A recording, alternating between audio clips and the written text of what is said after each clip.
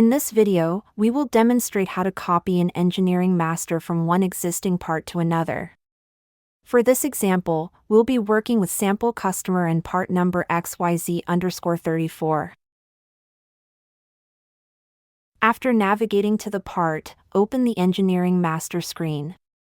Notice that no engineering master has been created for this part yet.